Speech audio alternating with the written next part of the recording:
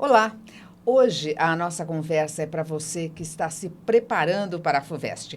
Vamos falar sobre os livros que são leituras obrigatórias e que, claro, merecem uma atenção especial. Aqui comigo, a professora Lu Cunha, ela que é uma referência em literatura e interpretação de texto no curso e colégio Objetivo. Lu, é sempre um prazer falar com você. Eu também sempre fico muito feliz em encontrar com vocês. E de livros, né? Sempre para falar de livros. Ainda bem, né? A gente podia ter assuntos mais monótonos. Nós preferimos os livros. Oh, com certeza. Lu, esse ano a FUVEST atualizou a lista e dos 9 livros são de autoras de língua portuguesa. Sim, são 9 livros de autoras. Nós temos autora portuguesa, autora africana e autoras brasileiras, mas todos de língua portuguesa. E assim, essa atualização, no seu modo de entender, se deve ao quê? Eu acho que o papel da mulher na sociedade ele está sendo cada vez mais reconhecido. E na literatura também. Então, a gente tem, por exemplo, se a gente pensar em sala de aula mesmo, alguns movimentos literários, a gente não estuda autoras. Né? Se a gente pegar o padrão de ensino médio, a gente só vai falar, às vezes, de uma Francisca Júlia lá no parnasianismo. E agora não.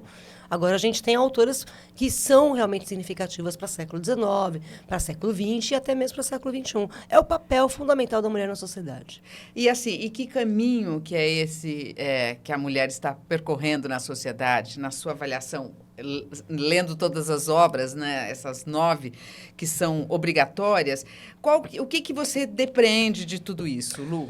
Malu, depende da sociedade. Então, por exemplo, a gente tem na lista uma africana, moçambicana, e ali você tem uma cultura, né, bastante rígida em relação à função da mulher naquela sociedade.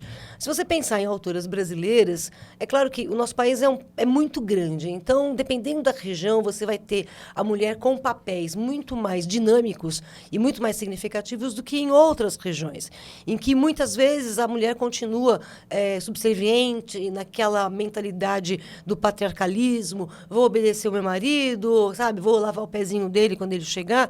Não que a gente não possa fazer isso de vez em quando, mas passa a ser uma regra, uma função obrigatória. Sim. A mulher, dona de casa, que vai parir os filhos, que vai dar os herdeiros, né? Normalmente homens. Tá? Isso a gente também tem no Brasil. E em Portugal também, já que a gente tem uma autora portuguesa. Mas, assim, depende da região e depende muito do apelo cultural. A mulher, ela tem conquistado muito espaço, principalmente nos grandes centros urbanos, né? E o que esse repertório, vamos dizer, esse repertório feminino, o que ele representa, o que ele cobra do vestibulando? Então, essa é uma lista que, na verdade, ela é surpreendente, né, pra gente, porque só tem autoras. Normalmente, a gente tinha sempre uma ou duas autoras, né, mas nunca uma lista de 9 autoras. E o que a gente pode perceber, o que eu acho, né, que eles vão trabalhar muito, é justamente isso que você está me perguntando, o papel feminino na sociedade ao longo dos tempos. Então, por exemplo, a gente tem uma obra que é o Opúsculo Humanitário, que são 62 artigos, ou algumas pessoas chamam de ensaios, outros dizem que são capítulos, em que a Nízia Floresta, ela, por exemplo, ela começa fazendo um apanhado, né, do papel da mulher na Antiguidade, depois ela vem para a Idade Média, e depois ela chega no século XIX. Aí ela vai para o papel da mulher na Europa, nos Estados Unidos, alguma coisa de Ásia, depois ela vem para o Brasil. Né? Então, assim, é um registro de coisas que, por exemplo, a mulher não tinha no século XIX, né, de quando é a obra da Nízia, de quando ela escreveu, e que hoje ainda nos revoltam quando são situações que a gente encontra. Então, por exemplo, o acesso da mulher à educação. Né? Existem muitas pessoas, e não só no Brasil, que acham que mulher só precisa aprender a ler e escrever e tá bom, não precisa mais nada. Né? Ou então isso que eu acabei de falar, né? A figura feminina sempre submissa a um poder masculino. Isso ela fala, né, na obra dela. Assim como também ela fala em relação à escravização. Né? A questão, é claro, ela está falando de escravizados de século XIX, quando nós tínhamos realmente os escravizados. Mas hoje o que a gente tem? A gente tem, embora tenha ocorrido a libertação dos escravos, dos escravizados, o que a gente tem é um outro tipo de escravização né? A gente vê muito por aí, por exemplo, mercado de trabalho. Né? Nós temos, por exemplo, algumas pessoas que chegam ao Brasil e vão trabalhar em fazendas em regime de escravização. Né? Então, dá para a gente pegar as denúncias que ela faz e atualizar, trazer essas denúncias para os nossos dias. E mesmo assim, né? Quer dizer, o que consta ali dos livros, mas que leva a uma consciência da população. Você vê, por exemplo, aqui em São Paulo, né? Você tem os nigerianos, né? Você tem ali aquela zona ali do Brás, né? Aquilo é assim, é um volume muito grande. Eu acho que isso vai despertando a sociedade, né? Vem pelo livro, mas você vai ativando consciências, né? Sim, ativando a consciência desses nossos jovens, né, que estão prestando no vestibular. Porque, infelizmente, a literatura ainda não tem um grande alcance. Né? Melhorou bastante nos últimos tempos, mas as pessoas leem menos do que elas poderiam ler ou do que elas devem ler, na verdade. Ô Lu, como que tem uma forma certa de ler? Bom, eu costumo dizer para os meus alunos que, se você estiver lendo um livro que você acha chato, né, tenta rir. Sabe, tenta brincar com o livro, né? Tenta fazer o livro ficar alegre. Então, existem alguns livros, eu sou bem sincera com eles, quando o livro é cansativo e é chato, eu falo, é chato. Tudo bem? Mas tá lá na lista, então vamos ter que estudar.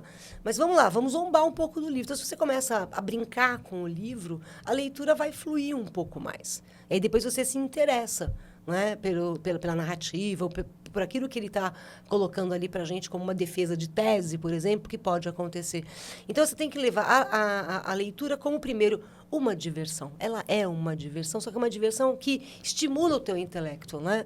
Não é uma diversão, assim, boba, sabe? Ela estimula realmente o intelecto.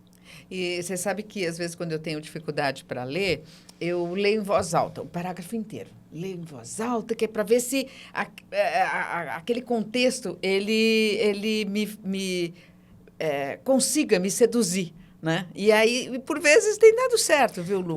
Quando eu era criança, que eu queria ser jornalista, né? Não, criança não, até adolescência e tal. Então, às vezes, eu tinha que estudar para a escola, então eu pegava o resumo e aí eu olhava para a câmera e fazia de conta que estava no jornal, né? Boa noite, boa tarde, bom dia. Hoje nós vamos falar sobre Lima Barreto. Lima Barreto, aí começava. Sei. Entendeu? E aí eu ia estudando, né? Era uma maneira que eu tinha de estudar também em voz alta. Ouvir é muito importante. Ouvir. Então, os audiobooks, tudo bem? Resolvem, ajudam? Você sugeriria? Não. Depende, né? Por exemplo, eu tenho um aluno que é disléxico, né? Então, ele pega muito bem quando você oraliza, né, a respeito de algo, né? Mais do que ler. Para ele é mais importante ouvir. Isso vai muito de pessoa para pessoa, né? Não tem uma receita mágica. Eu acho que os audiobooks, eles são interessantes, por exemplo, você está indo para sua casa, né? Tá no ônibus. Ônibus, você tem preocupação com o ponto em que você vai descer, né? O assaltante que está querendo levar a tua carteira, esse tipo de coisa. Então, realidade. Você não vai ficar lendo o livro, né? Acho meio complicado, porque a leitura... Em pé no ônibus. Como é que você vai em pé no ônibus, no metrô? Não dá para ler. Quer dizer, até dá, né? Eu já vi os chineses ali lendo em pé. Mas eu acho que você perde muito da atenção. Uma coisa é a leitura por distração, por diversão. Outra coisa é a leitura por estudo. O que o vestibular está pedindo é que você estude os livros. Ele não está pedindo para você só ler o livro e, sabe, você sabe a historinha, está resolvido. Não, você tem que analisar a história. Né? Então, por exemplo, a semana passada eu dei uma aula aqui sobre o Balada de Amor ao Vento. A minha aula durou 5 horas. Né? Então, assim, 5 horas. Uau! Porque você tem todo o processo de análise, né? Os mitos, coisas que, por exemplo, muito comum do Balada, a gente ouviu o pessoal falar assim: fiquei com raiva do Muando. Ele é um cretino. Nossa, mas a Sarnau é uma tonta, porque voltou para ele. Mas, na verdade, se você observar, as histórias, elas acabam se espelhando. Né? É claro que a gente não vai ficar medindo quem é o mais desgraçado ali no sentido. Mas as histórias se espelham. Né? O que acontece com ela, de uma certa maneira, acontece com ele, numa outra perspectiva. E é uma coisa que eu estava conversando com os alunos depois, falei, nossa, eu não tinha visto esse espelhamento. Né? Então, são coisas que a gente tem que realmente analisar. O vestibular vai pedir análise dos livros. Ele não vai checar a historinha. Tá, pode ser que caia uma questão checando historinha, né? Porque aí você não zera, tá? Tudo bem. Mas, se você zerar, você está fora do concurso. Então, pode ser que tenha uma outra historinha, uma outra pergunta que seja checagem de história. Mas, às vezes, também não é uma checagem muito simples. Por exemplo, há muitos anos caiu no vestibular, era um conto do Guimarães Rosa, e eles pediram o nome das personagens que salvaram, né, o casal que salvou o Matraga quando ele caiu do despenhadeiro. Né? sabe, parecia fácil, mas na verdade não era fácil, né? Porque era um nome de personagem, né? Então, assim, pode cair esse tipo de coisa? Pode, mas a grande maioria, vamos supor que eu tenha 5 questões sobre os livros. Eu vou te dizer que 4,5 são de análise. Entendeu? E a meia ali só para você não zerar. E que análise, que critérios, o que interessa, né, Lu? Você que está há tantos anos já cuidando dessa área, o que te chama atenção? O que eles querem? O que o examinador pede? Bom, primeiro, os aspectos literários, sabe? De como o cara escreveu o livro, se tem metáfora, sabe? Se tem hipérbole, se é uma linguagem poética, se não é, não é? Se há contradições. Né? Então, por exemplo, no Opúsculo, que eu estava citando, às vezes a Nízia fala um negócio e depois ela fala outro, tá? Isso existe. Então, eles podem pedir isso. Ô, Lu, não te cortando, mas qual que é a lista? Eu tenho aqui, são 9, você tem aí? São 9 livros que a gente tem aí. É. Né? O Opúsculo Humanitário, da Nízia Floresta, que está Tá. aqui. Né? Nebulosas, que são poesias. Então, eu já falei, o Opúsculo Humanitário são ensaios ou artigos. São Fácil. É tranquilo de ler, mas cansa, né? Porque tem uma certa hora que ela começa realmente a se repetir. Tá. Então, cansa um pouco. Eu recomendo que você leia um artigo por dia. Não precisa ler todos de uma vez. Não é? Leia um por dia, como se fosse uma crônica do jornal que você está lendo, Sim. né? Leia um por dia, que aí você não cansa. Se você ficar pegando, eu vou ler 10 artigos dela, nossa, tem uma hora que é muita informação. Tá. Ela é genial, né? No sentido de muita informação de história, sabe? De filosofia. Ela é muito boa, a Nízia Floresta. Mas cansa, então, assim, um artigo por dia, 62 dias você leu e nem se deu conta, na verdade, do tempo que você gastou lendo. Né? Tá. Segundo. O segundo que você tem aí... Nebulosas. Nebulosas são poesias, né? E assim, poesia é um problema. A maior parte dos nossos aqui ouvintes, né? Das pessoas que estão nos assistindo, e os nossos alunos não sabem ler poesia. E um dos... Tem que saber ler poesia? Lógico que tem. Lógico que tem. Principalmente uma coisa que o pessoal faz muito errado. O verso, né? Cada linha da poesia. A poesia não tem linha, ela tem verso, né? E às vezes as pessoas elas param a leitura no fim do verso. E a gente tem um efeito que se chama enjambement, ou encavalamento, ou encadeamento, em que a ideia não termina no final do verso. Dá um exemplo. Ela Agora fiquei curiosa, pois professora Lu. Aqui, ó, abri a tua. Ora voas ligeira entre clícias, sacudindo fulgores anjinhos. Você não pode ler assim. Ora voas ligeira entre cíclias, sacudindo fulgores anjinhos. A ideia, ela emenda. Parecendo outro idioma. Então, mas... Quer ver, ó, deixa eu pegar um exemplo mais fácil, está na mesma página. Ela fala assim, eu vou ler errado, tá? Como todo mundo lê. Terminando, parando, fazendo pausa no final de cada verso. Tá. Então, o pessoal faz assim, os lampejos azuis de teus olhos fazem na alma brotar a esperança. Dão venturas à meiga criança, flor celeste no mundo entre abrolhos. Tudo bem? Tá. Só que assim, a ideia do primeiro verso não acabou no primeiro verso, continua. Porque os teus olhos, lampejos azuis de teus olhos fazem na alma brotar a esperança.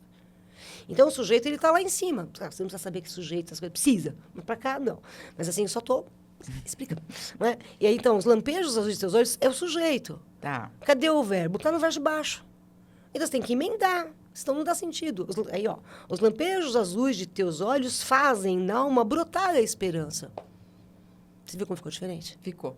Então, às vezes, esse é um dos problemas, né, que eu mais detecto com relação à leitura de poesia. Parar de ler onde a ideia não acaba. Você emenda, né, no verso de baixo. Aí já dá uma facilitada. De novo, é leitura, né? Aprender a ler, né? Aprender a ler. Bom, terceiro, Memórias de Marta. São 2 Martas que a gente tem ali, né? A Marta mãe, a Marta filha. E as duas acabam empobrecendo e elas vão morar num cortiço. E aí o que acontece que é muito interessante é que a gente tem, quando a gente fala em cortiço, você lembra de um livro chamado O Cortiço? O Cortiço. Do Aloysio Azevedo. Assim, uma coisa que eu acho bem interessante no Memórias de Marta é que ela coloca as crianças morando no cortiço e ela fala dessas crianças morando no cortiço. Tem até um menino chamado Maneco, que tem 8 anos e é alcoólatra, né? Porque o dono da venda lá leva o menino pro vício. E assim, mas ela mostra pra gente muito a realidade das crianças. No livro do Aloysio Azevedo, o Cortiço, você não tem essa realidade infantil. É claro que, se a gente comparar o Memórias de Marta com o Cortiço é superior ao Memórias de Marta, sim. Né? Mas também porque... Superior literariamente falando. Literariamente falando. E também nas denúncias. Mas também uma diferença interessante que a gente tem é que o Aloysio Azevedo ele foi morar no Cortiço um tempo.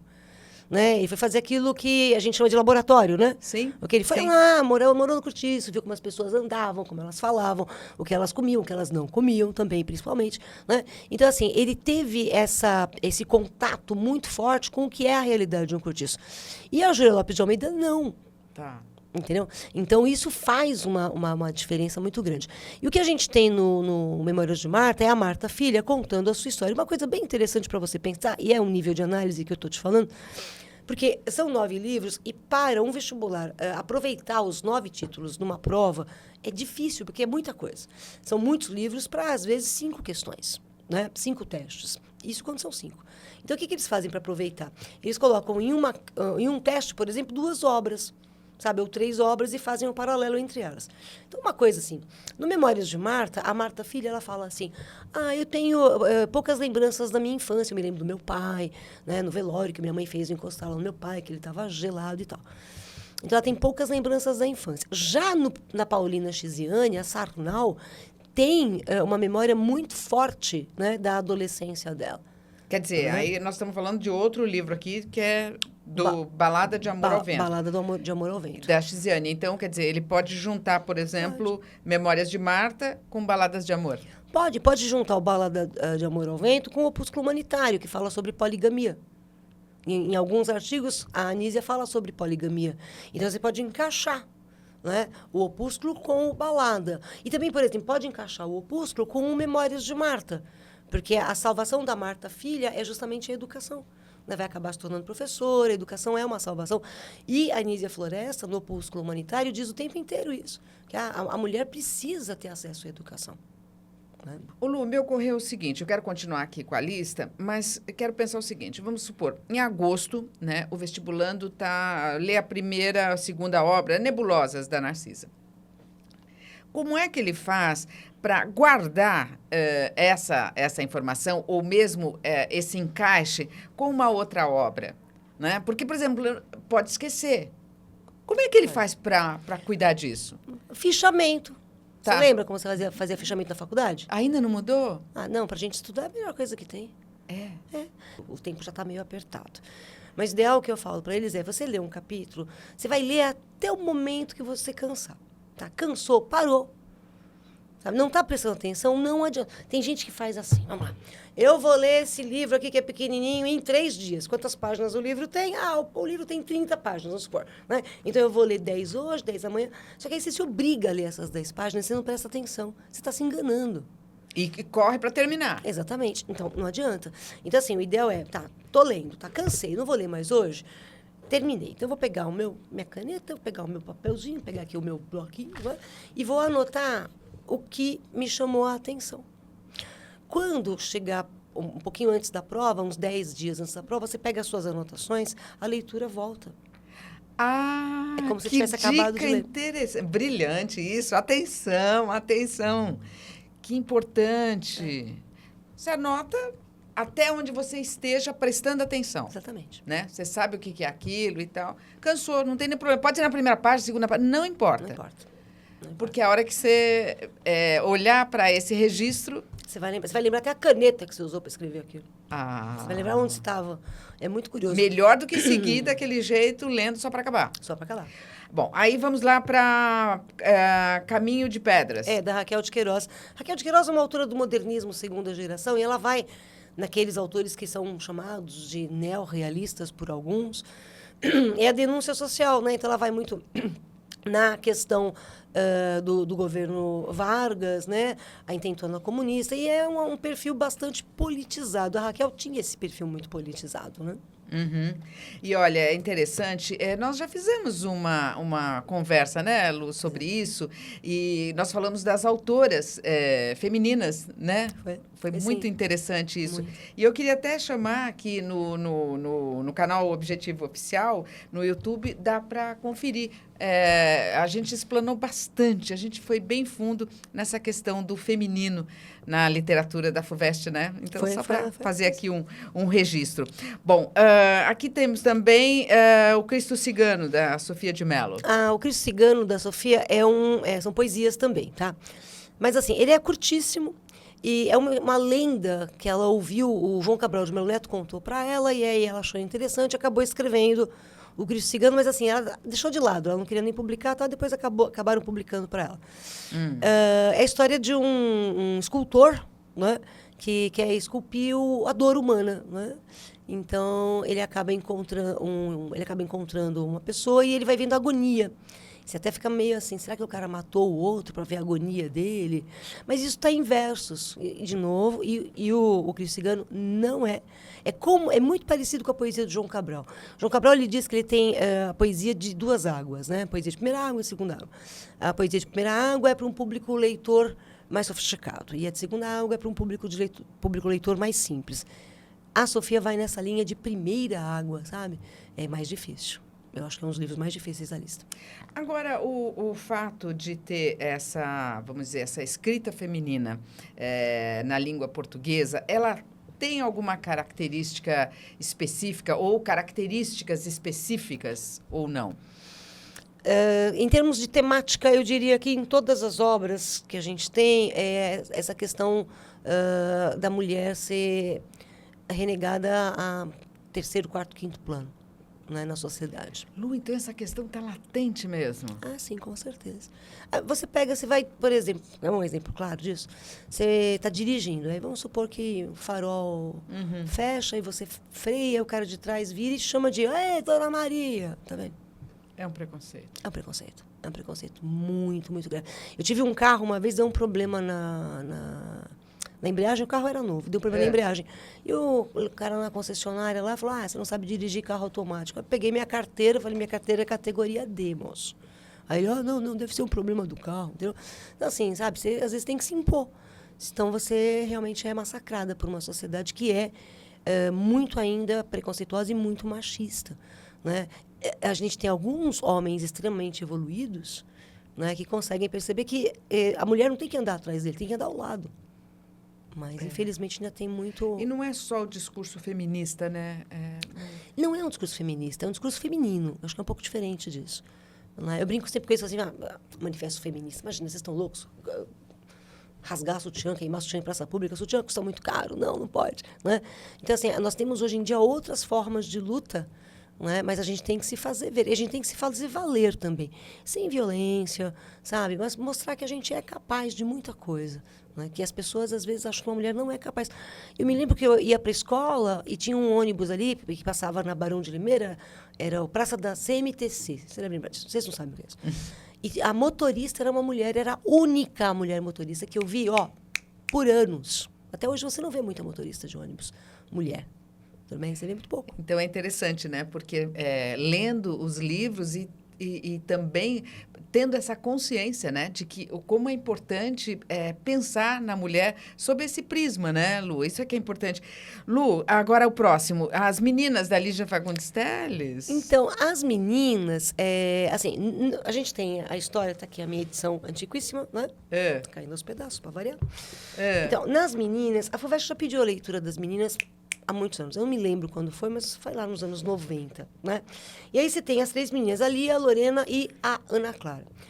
Eu acho que o grande problema desse livro, claro, a gente tem uma que está envolvida com drogas, a outra que está envolvida com os movimentos antimilitarismo, e uma outra que é sonhadora, que é casar e ter filho, etc. Mas, assim, o grande problema das meninas, para os nossos leitores, sejam eles alunos ou não, é que você tem que prestar atenção em quando cada uma está falando. Porque, às vezes, você não tem assim... Vamos supor, agora a Lia disse. Não, ela começa a falar. Então, você precisa pegar a maneira de fala de cada uma delas. Aí, depois que você pegar o jeitinho de cada uma, você consegue deslanchar na leitura. Né? Ele é um livro razoavelmente longo. Ele é razoavelmente longo. Todos da FUVEST estão aqui? Todos da FUVEST aqui. Olha. Paulina Chiziane. A linda, fofa. Ainda vamos falar dela. Eu diria que, em todos eles, a gente não tem um perfil muito otimista em relação ao reconhecimento da mulher no momento dos livros, você entendeu? Okay? São livros que mostram como a mulher é sofredora nesse aspecto, né? E como ela não consegue muitos espaços, ela é limitada. Então, eu tenho essa denúncia, eu diria que na maior parte dessas obras aqui. Né? A Marta Filha, por exemplo, ela consegue, mas assim, ela vai ser professora, que era a única profissão que era aceita para as mulheres antigamente. Né? Professora de primário, né? Você deve ter tido professoras no seu primário. Sim. Também tive, né? Então, era a única profissão. Então, assim, são livros em que a gente tem muito fortemente essa denúncia, né? Em relação a que, se a gente não se mexer, a gente vai continuar nessa sociedade, né? Que é bastante inescrupulosa com relação à figura feminina. Ô Lu, como trabalhar a literatura e a interpretação de texto? Como é que elas conversam? Então, quando a gente fala em literatura, as pessoas imediatamente pensam em movimentos literários. São características do arcadismo, romantismo, papapá. Isso é importante? Sim, é importante. Né? Então, dependendo da obra, então, vamos supor, no Opúsculo Humanitário, né? Ela fala sobre o indígena, mas ela não vai falar sobre o indígena. Da Nízia. Ela não vai falar sobre o indígena como, por exemplo, Gonçalves Dias, aquela coisa do sou bravo, sou forte, sou filho do norte, meu canto de morte, guerreiros, ouvi, desculpa o batuque, mas é o ritmo do poema, não fica bravo comigo. Né? Que o Gonçalves Dias tem muito essa coisa do ritmo, né? É que nem a canção do exílio, né? Minha terra tem palmeiras, onde canto sábia. Então, assim, a questão do indígena, ela coloca de uma maneira mais realista, sabe? Não é aquele indígena sempre sou bravo, sou forte, sou filho do norte, não. É o indígena que é vítima, né, de toda uma colonização portuguesa, né, mal organizada. Isso é interpretação, né, Lu? Isso é interpretação. Isso é interpretação. Né? Que aqui no Opúsculo, a maior parte dos textos, a gente tem um processo mais interpretativo, né, do que um processo narrativo. Não tem uma história. Né? São microteses que ela lança ali pra gente. E aí, então, por exemplo, você saber que no romantismo, o indígena, na primeira geração romântica, ele é idealizado, é forte, é o peri, sabe? Que consegue abraçar uma palmeira e arrancar com os braços, né? Ele é um super-herói. A Nízia mostra de uma outra maneira. Né? E são ali contemporâneos, são basicamente da mesma fase. Então, por exemplo, os movimentos literários de algumas obras, das obras de leitura obrigatória, eu acho que era interessante o candidato ter algum tipo de conhecimento, porque eles podem cobrar, né, algum traço de um movimento literário dentro daquela obra. Agora, eles não pedem mais isso há muitos anos. Eles não pedem mais características do movimento só. Tem que estar inserido num texto, ou melhor, em um contexto. Além do texto, o contexto. Quer dizer, é um aluno que pensa, né? É um aluno pensante. Não é só aquela questão que tinha antes, que você tinha que saber a equação. Não. A resposta da equação, né? Não é mais isso. Isso já faz tempo, né? Já. Na verdade, Malu, as universidades, elas querem pessoas que pensem. Entendeu? Não robozinhos. Eu normalmente, quando dou aula, às vezes eu faço umas digressões, né? Então, eu estou explicando um negócio, de repente eu paro, faço um exemplo paralelo, conto uma outra história, depois eu volto. E aí tem aluno que fala assim, ela mudou o assunto. Não mudei. Eu exemplifiquei com uma outra perspectiva. Outro dia eu brinquei com eles, assim, vocês não gostam de digressão? Eles não falaram nada, vocês não gostam de digressão? Pede para aquele robozinho lá, sabe, que fala... Pede para ele, fala assim, explique o romantismo. Ele vai explicar. Ai, digressão. Entendeu? E fora que a palavra é linda, né? Digressão. Digressão. O que é uma digressão? Explica para quem não conhece. Então, você vem desenvolvendo um pensamento, de repente você para, porque o que você vinha desenvolvendo despertou em você alguma reflexão. E aí você faz essa reflexão, só que aí depois você volta para aquilo que você estava conversando ou escrevendo. Não é que nem bate-papo de botequim, né? Que aí você começa a falar um negócio, depois muda para o outro, você nunca mais volta. Nunca mais volta. No original. Na digressão. Tem que voltar. Na digressão. Você volta. Machado faz isso de monte. Bom, Lu, o próximo, então, aqui é Balada de Amor ao Vento, da Paulina. É a história da Sarnau. A Sarnau está envelhecida, já mais para final de vida, e aí ela conta o seu passado. O grande amor que ela teve, que foi Muando, que foi embora, aí ela se casa com o rei Niguila. Aí o Muando volta, ela trai o rei Niguila, foge com o Muando, aí o Muando foge, vai embora de novo, e assim vai a vida dela. Ai, gente, eu adoro. É muito poética a linguagem. Pega um pedaço aí e lê que você estava lendo agora. Olha aqui, que lindo. Vinde todos os vivos e defuntos em meu auxílio. Vinde todos. No meu ventre germinou a semente do amor proibido. Não sei o que será de mim. Deuses e defuntos, acudam-me. Totalmente. É de uma beleza, É de uma beleza né? muito grande. Olha, a Paulina Chiziane, ela tem muitos livros, né? Isso aqui, olha, começa por ele. Pode começar por esse? Esse é o primeiro dela, pode ser. É, o é primeiro. fantástico. Ela é a primeira mulher moçambicana a publicar um livro em Moçambique. Olha, Ela é muito, muito, muito, muito, muito significativa. ela é muito forte. E tem também aí Canção para Ninar, Menino Grande, da Conceição Evaristo, que fez um sucesso na Flip, né? Pois é. A Conceição Evaristo, ela está realmente se destacando. O problema da Conceição Evaristo é que a gente tem algumas pessoas muito pudicas, né?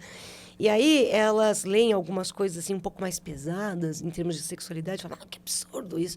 Tem às vezes um pouquinho de falso moralismo, né, de alguns leitores. Mas esse livro aqui é de 1990, né, a historinha do Fio Jasmin, que era um maquinista de trem e que pegava tudo quanto era mulher.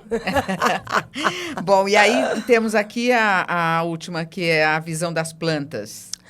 Que eu acho que é um livro razoavelmente difícil também. É difícil já até falar o nome da menina, de Jaimília, né? De Jaimília. Jaimília, né? Pereira de Almeida. É a história do Capitão Celestino, que é um homem muito cruel, e depois ele vai, na verdade, se redimir dessa crueldade, né?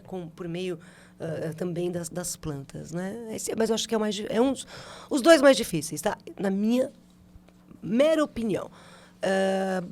Cristo Cigano e A Visão das Plantas. Eu acho que são os dois mais complicados. Ah, tá. Então, é importante isso, né, Lu? E também não são livros grandes. Olha, só isso aqui, ó. Posso somar aqui, olha? Pode. Não são, olha só. Agora, deixa eu te falar uma coisinha. Por exemplo, só para a gente completar, né? O Nebulosas, da Narcisa Amália, são poemas. Então, você pode fazer igual você vai fazer o Opúsculo Humanitário. Ao invés de ficar lendo todos os poemas, lê um por dia. Sabe aquele horário que você acabou de estudar, não vai estudar mais, vai dormir? Pega um poeminha e lê. Tá. E faz fichamento. Gostei da história do fichamento. Anota ali num papelzinho, porque depois a Lu falou que a gente volta naquele... Mas pode devolver, que esses livros são todos meus, são meus. Ai, Lu, sempre um prazer falar com você. Muito obrigada. E falar de livros, né? E do prazer da leitura. Obrigada, Lu. Eu que agradeço. Um beijo para você, um beijo para todo mundo. Beijo.